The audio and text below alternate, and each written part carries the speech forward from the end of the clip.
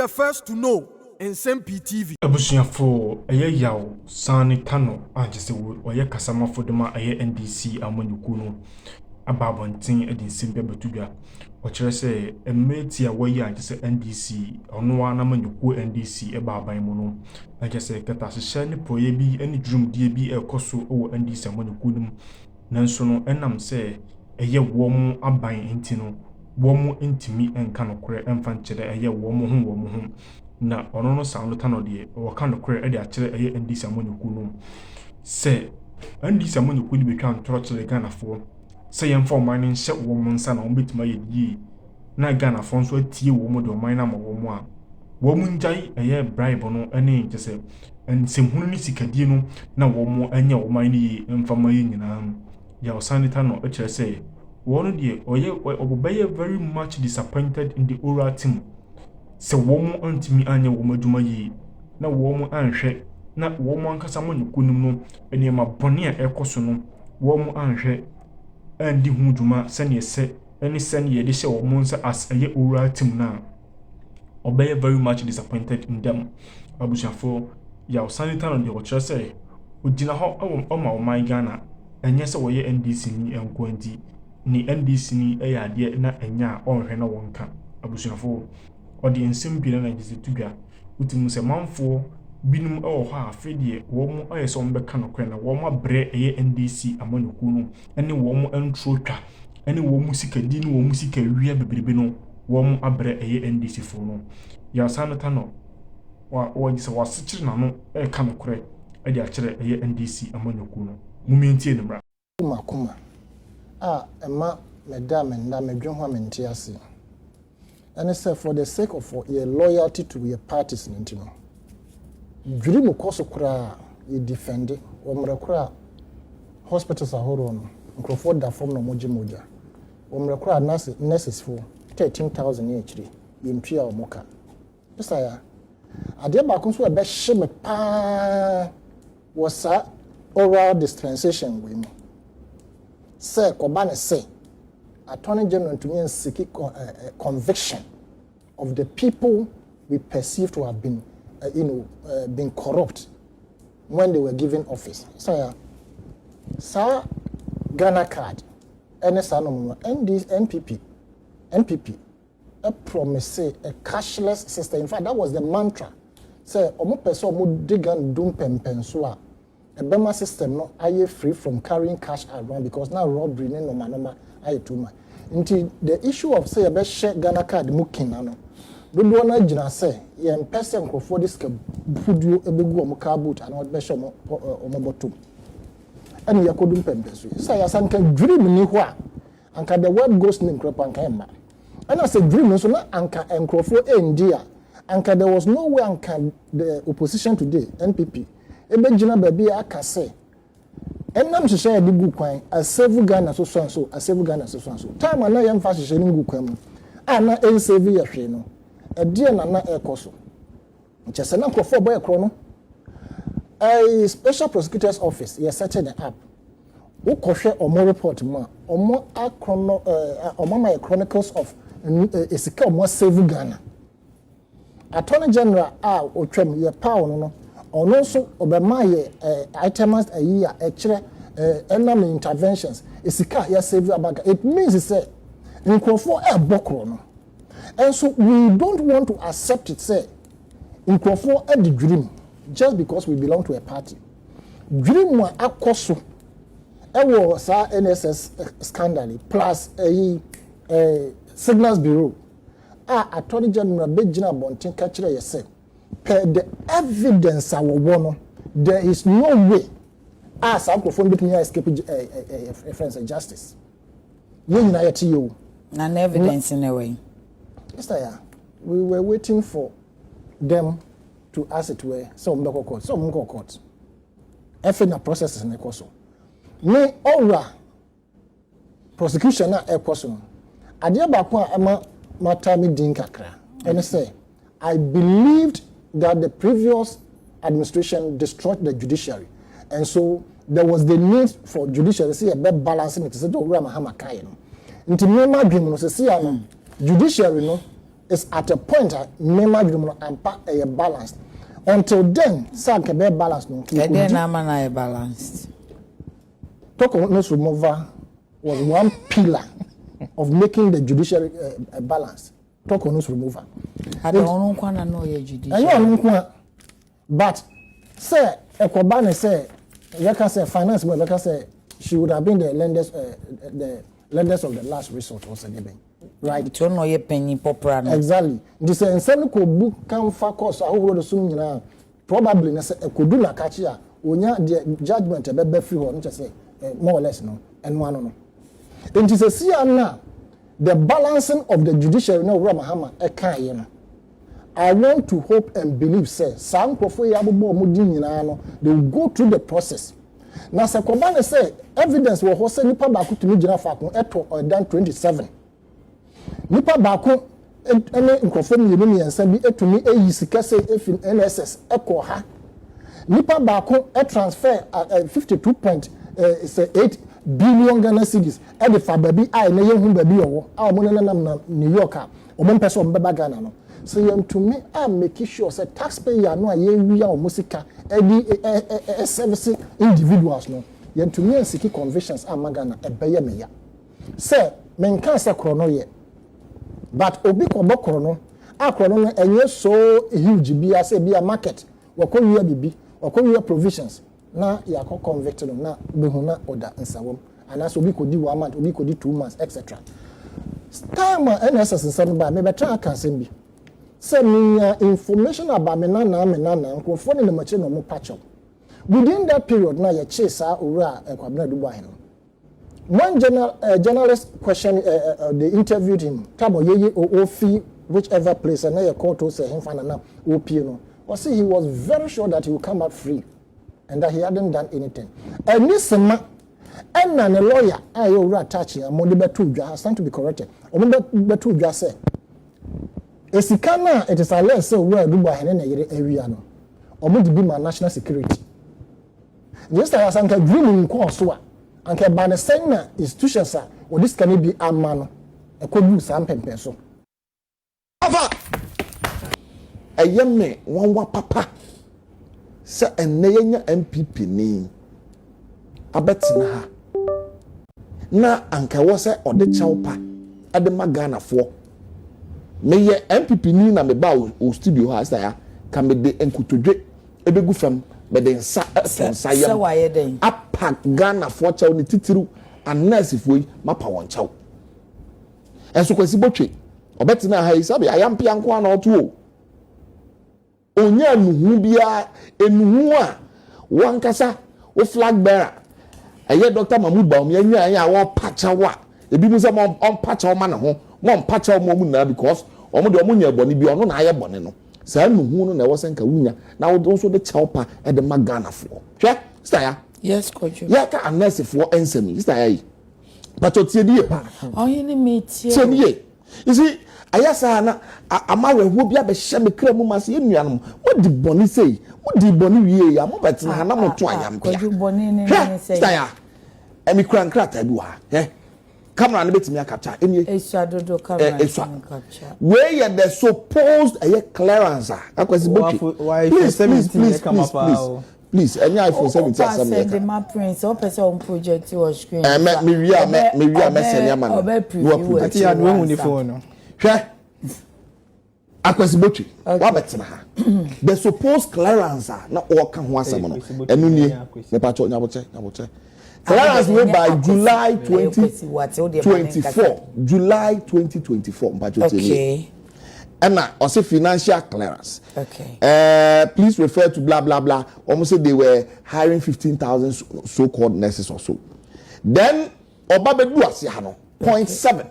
And also please note that the financial clearance expires on 31st December 2024 and cannot be used thereafter. It is our financial clearance way. There was an expiration date on the financial clearance. But your clerk, I want to try. Me pacho ayabena say asare.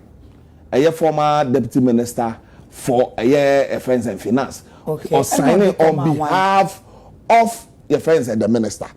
So Ministry of Finance, it will direct I think Health think Canada was so that hot or the item at the health ministry. The health ministry. Exactly. Okay. Sister. Now usually no, yeah, now financial clearance, expiration date was good question. Hold on. It's not in perpetuity. Minimum, some young ones want jobs. Omucha who si card to hono at the share budget more. And can you understand ya baya afei na mo pe mo ayenu man nurse for omo pe clearance afi ho. Enti what for nipa 2024 budget him. Na ni o ma fan che. Then na ocho July or expire December. So finance ministry atro or the aba or the baby a e was here the share a year budget him. That's the last quarter budget. And no man fan share the budget him. It define a friend say health ministry and to me I implement it. And that is why we find ourselves where we are. It will show you now we letter na. Because the budget na yearly unless say your election year na. So bind the just the first quarter for the last quarter or last quarter omo dey e be back for the next year you be expend the appropriation no omo dey read budget moving into the next year no that will be expended. It will show we are okay say kojo nya buteto bo asichem ye nim say it say October year you see finance minister be next year budget exactly ya dream no a year budget just that in the middle of the year obekwa koma mid year budget review say budget na me year no for afi no say na ya pema kodure bia revenue ye nsa anka aha shortfalls ni ye nya mo sika ye nya mo sika make it surplus so budget now or the because so at forcing obeko parliament enche. Yes. And there are some supplementary a year budget bi wo ha nyama bi wo the beshim say any way na wasanki ye ntumi anje but moving forward ye dia shemu a aban will make allocation of funds to make sure say sa nyama we betumi aye den aye. It is our financial clearance here by you. Na any 2024 budget. Oman capture. However, mama clearance supplementary budget omuka so mu di behim. Omuka so mu di behim. And oman ho clearance. But mu buy so enim. Bibia say enim. And omo say clearance na expire on the 31st. It happens at the time you take you over no. This clearance had expired. And no provisions was made for this. So, sister, anything America say I was here no mo ba pacha. O me pacha wa betina. O fere Ghana fo mfa ni bie ma Ghana. Based on what clearance and what letter and minister next month minister at the cabinet. Okay. And a cabinet ama approval. Into all process na se foforo ana. No, o sha se foforo. O sha process na se foforo. And the call cabinet ama approval. And a Ministry of Finance ama clearance after the approval. And sister, yes, ebio also yo adokita for omo awie yi ye ne yemfa o madwuma mu na say ni say sister mpacho tie ni minister aye minta akano na e ka say we a graphic online or say Mr. Kano said the delayed salary issue of a batch of 883 medical house officers who started their house job in 2024 has been resolved. In 2024. Early 2024 na yenu no mo share eyi na se. When to me and you ka yes. Me na oka wansem ano. Me na oka wansem ano. 2024. It was in July 2024. O man to me and you ka e be sin eye say ya bay ana sa issue no and also kwabena minta kando. Minister or say it has been what? It has been. So omo kra omo nka December there recruitment. It won I was saying ka oba hai. Wo da eye kwabena minta akando ni NDC joma ama ban. Wo da ya say say yetimi ahwe ni resolve sa issue we say ya wo no so free wa or say about 800 medical doctors who had finished their housemanship were still at home without clearance. That time that was 2024 no mama sa for na clearance eso ye na e ba yi approval la your friend say cabinet are approving this ya cabinet are approving sika for 17,000 health workers. It's a nuano more or health workers. I will be a year school, a be 2017, a be 2018, 19, and they buy a buy that one, a term buy him. One more financial clearance, I'm a young for this year, and then automatic then attach. If you say, I buy your John Dramani Mahama buying, I'm approve our cabinet clearance, I buy 17,000 health workers miniaba ye ba be fa sa afọ ni na adwuma and 17,000 no it includes a pharmacist, it includes a doctors, it includes a nurses, anyone here where ye health adwuma e wo Ghana ha nyina no ye ba be form adwuma mu enu nti na make say anka ni papa mu aye nua no mo ba ha no e wo senka wo de na ase ma aye dwoma amamuo na mo paga owura kwabra me nta enye se ofimi makachi nti but emre bi beba on say health ministers and I say all ministerial portfolios on transfer fibo emre bi beba e bia na onye health minister bi probably bia na ya shift na kwa agric na the agric aba health whichever will be the case. Okay. The health sector and the general public here be fino I be can say anka owura kwabra minta kando ewo wa and I say ono na we health minister anka we do hadadada anka we kan we dadada anka we ba hadadada. The SC I'm not surprised, but I stand to be corrected. Please mo ntie me here na mo fa nche me. The possibility say ebia NDC so the see o mo ye bi da no ebia eno so ewo ho the see you here me kaba all right say aban e be free aban mu a no mo pian crofo bebre akọ various sectors to bloat the your friend is saying the public purse said the bay aban for no be ban will have difficulties in finding the monies to pay some crofo no I'm say politicians and I say parties no sa so ban no ye njai because what omo sheda and I say bia omo sumo manti a obeti so say ka a day cause mati argument so 2008 and 2009 President Kufuor free akonwa so no ade be chairman akono sign a single spine no ema ebaye na sabre ne say Professor Mills kohwehwe sika debate ya mo because aban ye de aban ye nto aso nti enam bisa so ohwa omo sheda na omo nim so aban ye nto aso yakwa agreement ye gun kasesi esu a na be pem sabre na ono nipa no sign be kase just unfortunate say me bra so ameko na wo ba nti I can't just leave it like that. This I bo apayo. Okay. Anti modern wom. Okay. Your hu nkrofo a verbally what me can say we want to make a particular government ungovernable. Oh really? Right? Na se me fan say NDC na wa abem and MPP na wa abem na wa tran ho emfe nwotwe.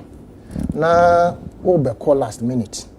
Na wa so nkrofo be bring not just the health sector but various sectors.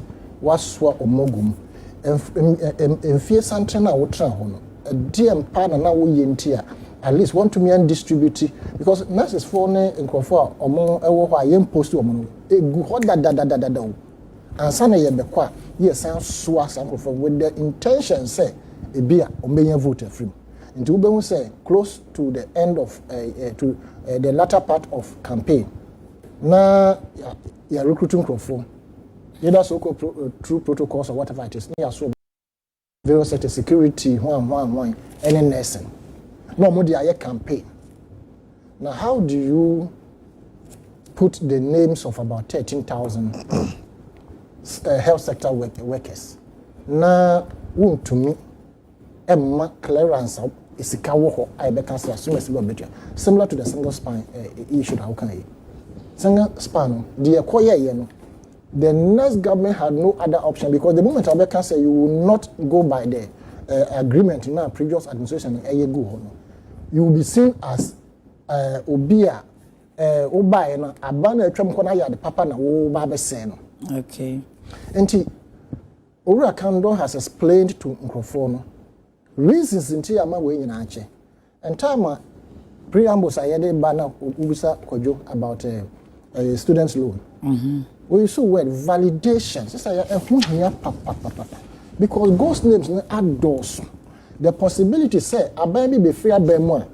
Sector B, a be an president of court will name but sector B heads a bit to me a commuter no for Conavo, no more did be a whole wash various sectors into a co-opposition court Tiffy and Triaka and Conoho. This is the mentality of certain group of people, technocrat in Mubia or Mushisha. Certain sensitive areas. Intina yanya ghost names are horror. Ghost names are hunting to the point say we thought say Ghana card was going to be the game changer. Ghana card buying every crop there a dutram. Any early days here, Tema Ghana card. Say, maybe as a proper synchronization, Koswa, and power what we thought or what we think and a bit me. How many years do we want to wait for the synchronization? You can Ujidi says on mine be so.